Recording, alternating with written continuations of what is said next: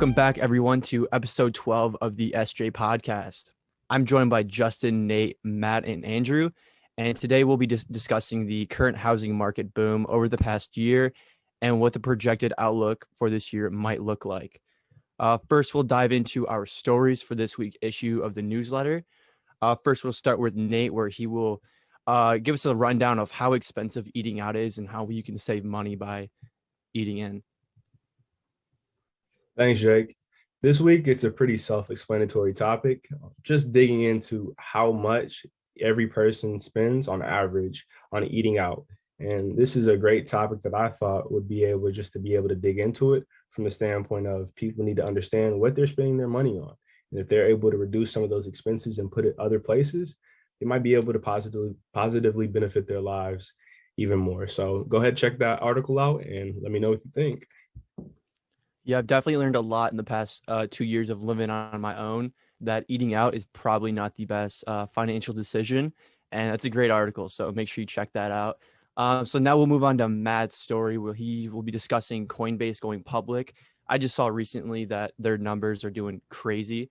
So let's see what they're doing.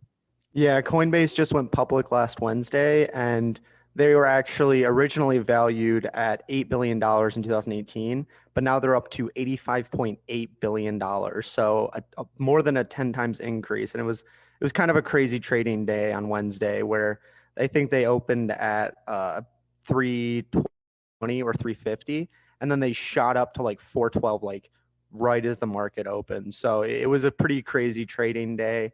And a lot of people are speculating of, are they really worth that much, or, worth as much as they say they are? So there's also speculation on maybe they're worth more than they say they are. So I think it's a really interesting topic, and I'm going to keep you guys tuned. Yeah, we saw this week Bitcoin shot down, like 15%, and Dogecoin is skyrocketing once again. So, I mean, this crypto really doesn't make sense right now. I don't know what justifies Bitcoin moving down 15% and Dogecoin increasing. I have no idea. We'll see it play out here in the future. So next we'll move on to Justin. He will give us a couple questions regarding the housing market. Awesome. Thanks, Jake. Good to see you guys. Yeah. So housing market, that's the big topic today. I know it's super, super hot right now, to quote Will Ferrell, but so many houses are for sale. It's crazy. I was just telling you guys before, I have a buddy who I know who is a real estate agent, and he was quite literally working like at 9 o'clock at night trying to get a sale done while we were trying to all have a good time this weekend. So it's pretty incredible. I want to just show a quick graph here before we kick things off. So this is the existing home sales since the 1970s in the United States. As you guys can see, there was a big drop off in 2020, but we've come surging back. It's actually, we haven't even hit our peak, which was pre-2008 levels. So that's the highest level of homes, used homes for sale in the United States. Still hasn't hit its peak yet. So guys, the housing market's super hot right now. Question I want to actually point toward Andrew Long first is, Andrew, what do you think about all this, man? Is this trend going to continue? Do you think we'll break past those record highs? I wouldn't be surprised if we did. And you kind of see the cyclical trend. It's kind of like how you see, like when you look at the economy's numbers, you see regular patterns for recessions. Where we're currently at, and you kind of see like a slight dip going down. But last year our housing prices rose close to 11%. They're projected to rise to 12% this year, and even continue into 6% into 2022, which is kind of crazy considering that we just came out of a pandemic, or we're coming out of a pandemic, so to say. I totally agree. Like pent up demand is the phrase that I keep hearing. I know we're young all here. I don't know how many of us are looking to buy a house, but I mean, it still is pretty interesting to see all this happening. So with all those happening, how do you think that's going to affect renters? I don't know. Do you guys think your rent price might be affected next year? Anybody even consider that? Yeah, I think rent prices always increase. I mean, even my past 3 years of being at Michigan State, I've seen houses increase because we were paying around $650 for our house this year, and they actually moved it up to $725 for next year. So, I mean, you can see it up in 1 year how much they're increasing. rent prices, just because there's so much pent up demand because we were online this year. So a lot of people are moving back to campus. I don't know if this would, is shown throughout the country, but my guess is a lot of college campuses are seeing this. Also, from a purchaser standpoint, I was reading an article in the Wall Street Journal where they were talking about a lot of the demand that's coming in the current market is coming from wealthy people that are purchasing renting homes. They were saying 1 in 5 purchasers is actually someone that is an investor that's planning on a renting strategy. So that also has to say with like they're following the trend, trying to make money from the current market as well. So, Well, I think that's like a smart move. I mean, if anything, that's where all the money is with homes. You just buy them when the market's super low and then start renting them out to people. I mean, I have a friend, Sydney, who her mom during the housing, like right after the housing crisis, when all the houses were super cheap and everyone was selling, she actually bought the houses, and now houses that she bought for $100,000 that are worth $500,000. And that's kind of what you do. You either buy low and sell high, or you buy low and then start just renting them out to people. And it does make sense for those investors that are, again, trying to buy the houses that are cheaper and then resell them for a higher profit. It just brings into question, how are those people that had a $50,000 down payment that would have been good for a current house or a house before COVID, to where now we're at these post-COVID levels, and a previous $50,000 down payment now needs to be $75,000. So from the standpoint of supply is starting to shrink up a little bit. And so if people aren't able to buy these houses for the price that they thought they would be previously, they're going to have to chalk up more money. And it's just a matter of who's going to be able to do all that.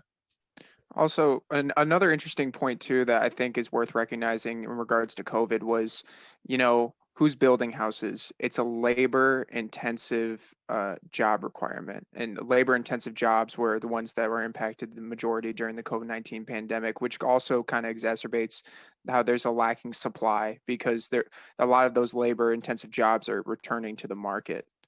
So I was wondering also too, from like an investment, we're all the Wealth Management Association here. Well, a lot of you guys are going to be wealth advisors. What asset appreciates the best? What's the best way to accumulate wealth? When you're talking about real estate, that's one of the big hitters. Isn't that right, Justin? It's a great point. I mean, what they say is real estate is a real asset, so to speak, Mhm. right? So when inflation comes, it's usually good to have something like that. It's funny, my family actually, we're not investors at any speak. They don't, not big market people, but they've always owned rental properties. It's always been the thing. My uncle always said real estate is the best way for a poor man to get rich. So I think real estate, it's, I don't know if this is answering your question, but it's easy in the sense that, like you're talking about, it's easy to understand. Everybody owns a house. You know what it takes to maintain a house, to get a mortgage. And it's not complex, and it doesn't have extreme price volatility like something like a stock or a bond capital asset. So in terms of best asset, that's a very personal question, right? Yeah, Oh, of sorry, course. go ahead. But Well, yeah, I was just also going yeah. to follow up with, if people are purchasing these houses at such high premiums, are they going to be able to create wealth from houses that are maybe past what they're actually worth just because of a demanding market? I mean, I'm sure a lot of people will, right? Like you guys were touching on too, the people who are buying things just to rent them out, like Airbnbs. I stayed in a place in Nashville that they literally built a whole house specifically for that, to rent it out in Airbnb capacity, which is kind of a new thing. So I think so. Another chart I could throw up here in relation to that is if you look at the mortgage rate. So this is the 30-year fixed mortgage rate since the 1970s as well. I mean, guys, I know you hear things about like, oh, interest rates are shooting up, but like this is pretty mind-boggling to see this right now. So to answer your question, Andrew, considering in 1981 the average on the 30-year mortgage was like 18.63%, and right now we're sitting down here at 3.4%. I'm sure you're going to see, you're going to see a lot of that, I'm sure. Well, I think that's the lowest mortgage rate I think we've seen on record, right? Like I don't think it's ever been that low. But I think this pandemic, it really exposed the financial uncertainty that many people had, and they were kind of like hesitant of buying at homes, and then the housing market slowed down and then came roaring back. But then, people with lower paying careers and potential renters were not in like the potential home buying process, right? And I think this really exposes that K-shaped recovery that Nate was discussing a couple weeks ago. The widening of economic inequality. We definitely see that in the current housing market. Higher income people who were able to work from home, kept their jobs, were saving a lot more money by not traveling, not going out to eat.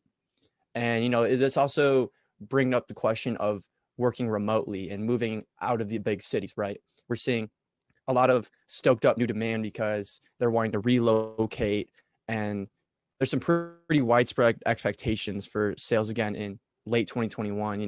A lot of the millennials are going to start buying homes. I think they're reaching their early 30s, which is, the prime age to buy a home.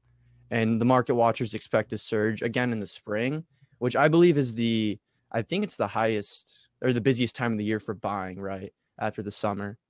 But Nate, what do you think about the K-shaped recovery? I know you talked about that in a previous episode.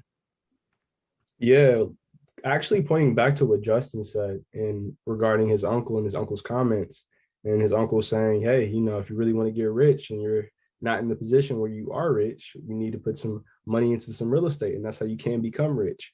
And that's just a prime example of why the K-shaped recovery is such a big thing from the standpoint of the rich own assets that will increase in value over time, whereas the working class or the less affluent don't really have assets. And due to that fact, over time, their prices, or not prices, their net worth is slowly diminishing because nothing's going up in value. They don't have any assets, no real assets, nothing like that. And so from this standpoint, this is a prime time. Well, it previously was a prime time to get into the market before everybody was just swarming into the market due to the low interest rates and all the money supply that was going into the market from the standpoint of stimulus checks and people that had the saved up money and putting into the market. Like that was a prime time to be able to buy. And it still is if you can find a fair valued house. It's just a matter of finding that fair valued house. And I feel like from that standpoint, it'll be pretty tough. But at the end of the day, that's what the stock market is for. So you're able to still appreciate some of those hardworking dollars that you have currently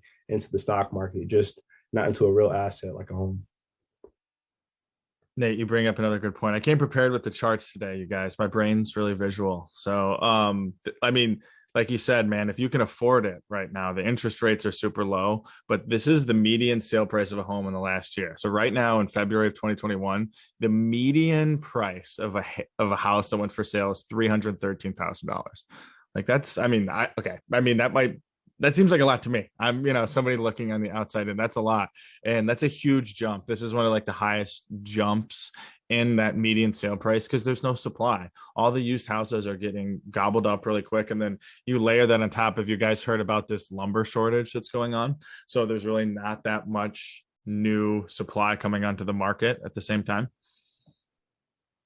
Yeah, Justin, you bring up a great point about the wood. Have you been looking at the plastic as well? There's been a shortage in plastics for building houses, for painting, and just construction in general. I think we're seeing a shortage in a lot of plastics because I know personally, like my dad works for a plastic production company, and they like their output is not what it needs to be. One, because the workers aren't in the warehouses. They're not in the factories as much as they were pre-COVID. But about the wood, what have you been looking at for the shortage? I mean, I saw that they actually had a plague. I don't know too much about the details, but they had to chop down a bunch of trees early in Europe. And then on top of it, all the reasons you just said, Jake, it's like a lot of people aren't out there. Being a lumberjack's a hard job. So I think that they also have a problem with that as well. So it's pretty incredible. Do you guys think that that's going to price young people and new buyers out of the market and just exacerbate this K-shaped recovery, this gap here? Previously, I saw a lot of kids getting out of college and renting. And that was from the standpoint of, hey, I really don't know what I'm going to be doing for the next 5 years. And it's kind of tough to put myself in the position where I'm securing a home. And typically you buy a home to stay there for a good 5-10 years plus. and you're just fresh out of college and you're going to say like, okay, I'm going to stay in this location for the next 5 to 10 years. And that's a pretty tough position to put a college kid in. But now we're in a position where we're starting to see a slow shift towards a new virtual world. Us being at home, being in a work environment, or being at an in-home environment, and still being able to work at home. And that's something we haven't seen before. And from that standpoint, Jacob, you hit on that, or I didn't mean to use your full name, bro. My fault, Jake. He hit on the fact that people are starting to move out of the cities and into more rural areas. And that's from the standpoint of, hey, like I really don't need to be in the cities right now. And I feel like that approach can apply to some younger citizens as well. You know, I don't need to be downtown. I could be downtown to be with my friends, but in all actuality, if I'm thinking about growing my wealth, I could just get a cool little house in some rural area, build up my value of the property, build up my net worth, and just do some virtual working from that spot. So that's something that I think is definitely a game changer with this new environment that we're seeing. And from that standpoint, there's no telling whether or not younger individuals will be able to buy homes or really want to buy homes in the future. But I want to know, what do you guys think about that topic, just from the standpoint of, hey, we get to be at home a little bit more now? Do you think? Well, I think this exposes how important having a good credit score is, right? Because mortgage standards have become much tighter since the Great Recession, and people are getting approved for these mortgages, have great borrowing history, and are well qualified to pay these mortgages back. So I think what you were saying about people renting straight out of college, I think it's important to build that credit score and then, move on to a mortgage, because not a lot of people are getting approved for loans. This goes again with the K-shaped recovery. A lot of people that are, live in like inner cities and, maybe not as well-developed neighborhood, they're maybe not getting approved for these mortgages. And while the people that have been, have well-paying careers, strong borrowing history, are the ones that are being approved. Yeah, and I like that point where it's like, I feel like our generation, like Gen Z, we're probably more likely to live in like cohabitated homes, like with other people. Like even just in East Lansing, like you're seeing apartment buildings being built around left and right. And I think that's going to be more of just a standard, at least for the first, at least in our 20s. Like we're not married, we're not planning on starting a family anytime soon. So like, why would I buy a house or, get a mortgage if I don't really need it? Like, I feel like that's kind of only meant for millennials. Like us Gen Zers, like we're kind of just gonna keep on paying as low as we can, and like Jake said, build up our credit score along the way. It's still pretty common for a lot of Gen Zers, at least coming out of college, to go move back in with their parents, which is kind of surprising. It's something that we don't really think about, but it's really prevalent.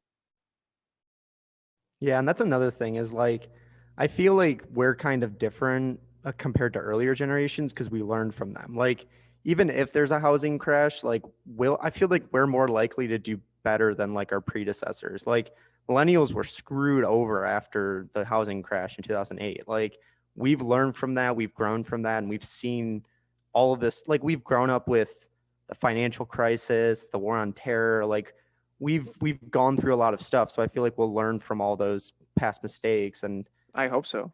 I hope so too. But actually, like Gen Zs are seen to be more like cautious with their money, a lot more prudent, a lot more I think it's prudent, something like that. But we're just a lot more cautious with our spending habits, and that's like proven across the board with all Gen Zs, and that's because we've seen all this stuff in the beginning. And also that can also be attributed to the amount of new investors that kind of came in amidst the COVID pandemic, because most of them were young retail investors, Gen Zers, that wanted to kind of get involved with that type of thing. And that, I think we're also seeing a cultural wave, and that might even of investing that might even expand into a real estate aspect.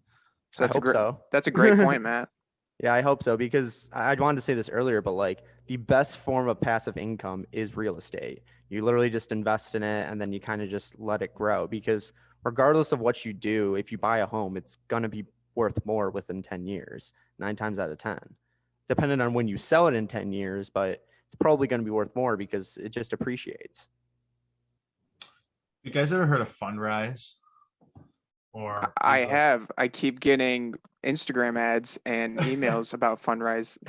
Oh, they knew you were going to do this podcast with us. That's they knew. So, Andrew, I don't know. Do you want to explain? Do you know what it is? Do you want to explain it to everybody? So I'm going to give just a general description. You're going to correct me if I'm wrong. So Fundrise is essentially, and I've seen others like it, is you invest in the company Fundrise, and they take your money and they invest, or I suppose like invest it into real estate for you, or they spread it out across. Is that correct?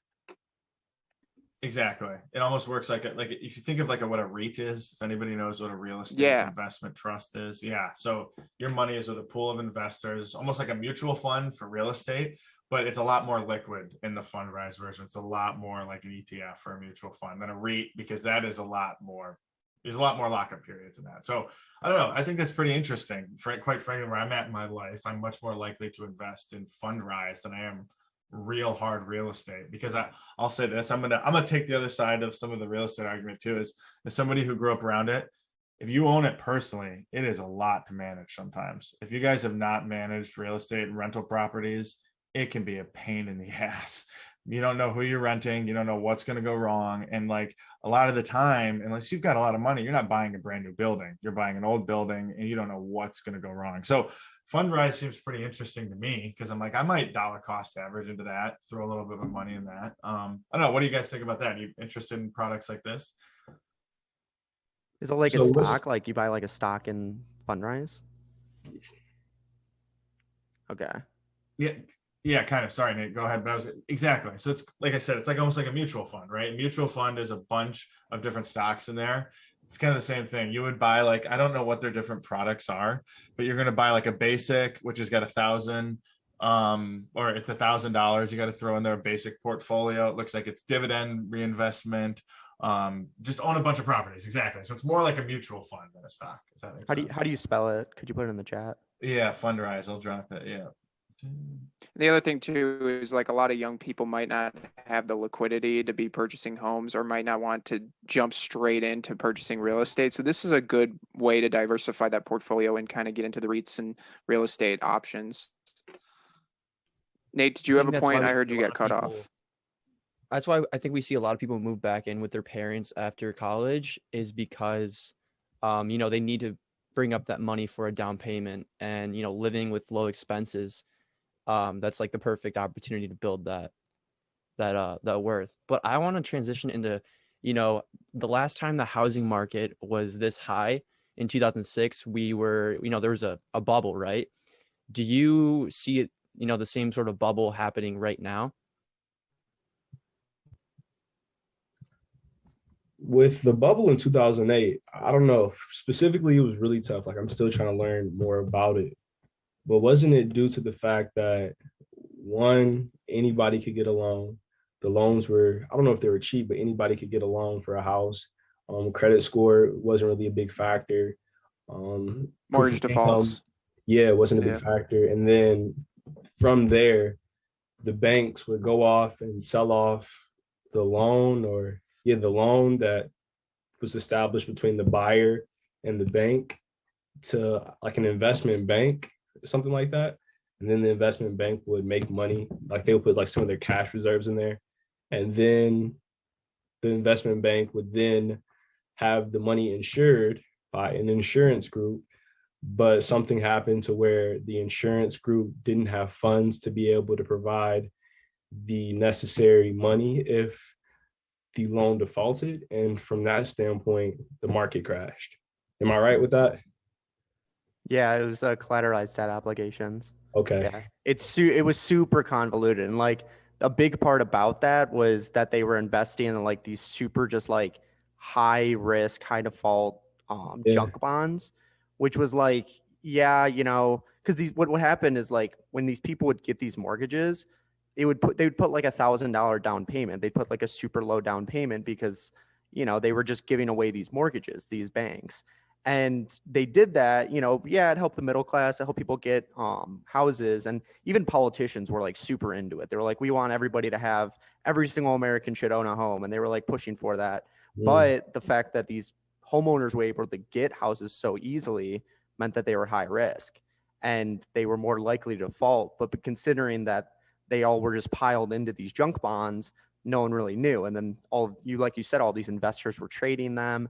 And then you have like the credit rating agencies that were giving them good ratings. They were giving them like AAA ratings when they were literally like dog crap. Like it was just a bunch of crap just put into a bond, and that's all it was. And it was very convoluted. And I think that's why I don't see that happening again.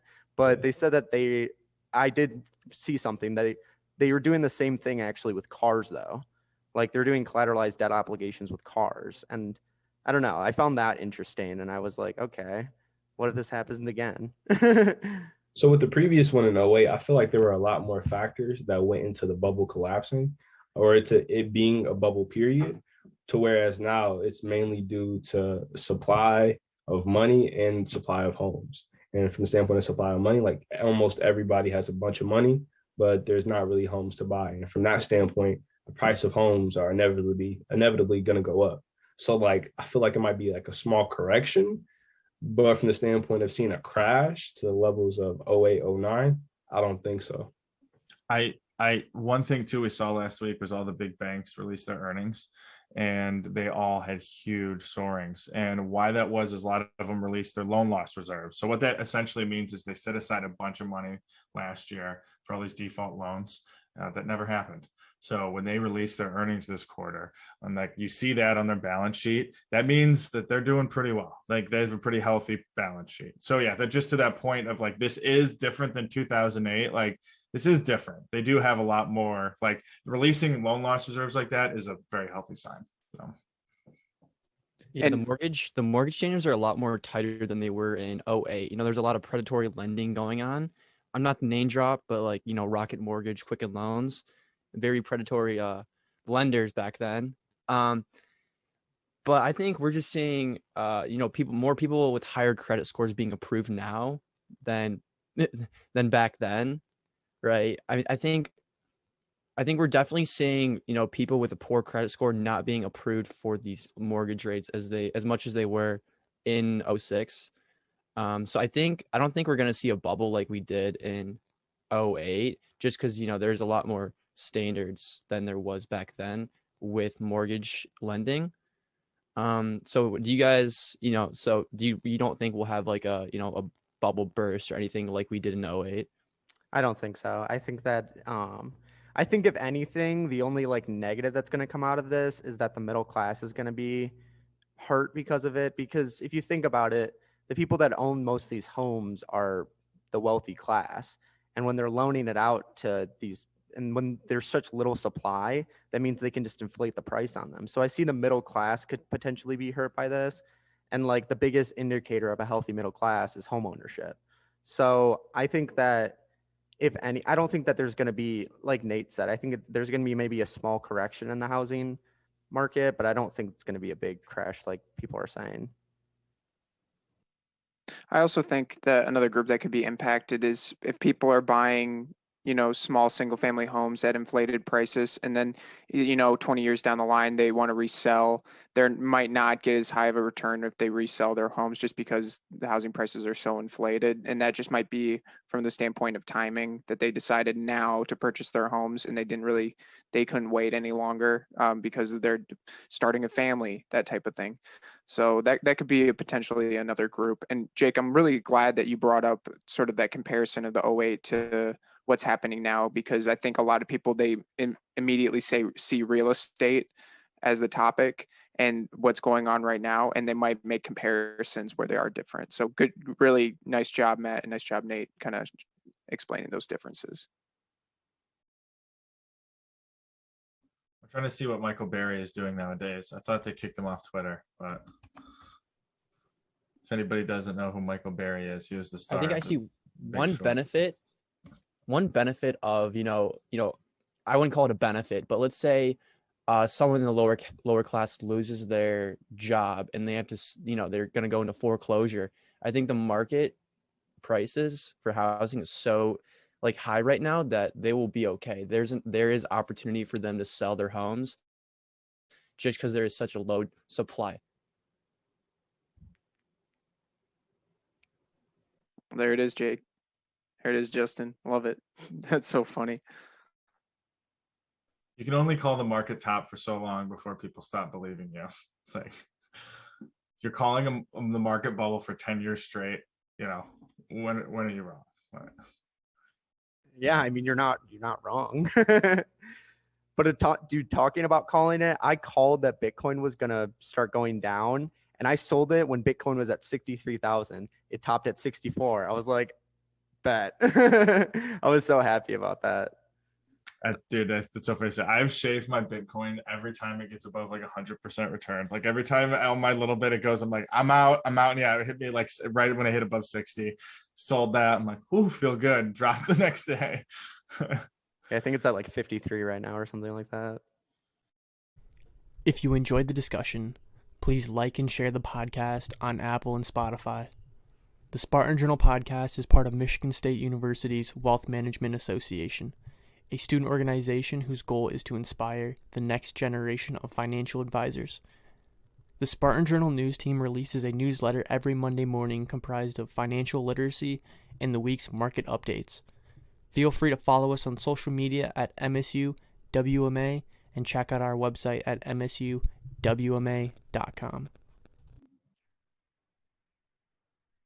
Anything heard on the MSU WMA podcast is for educational purposes only and should not be considered as investment advice.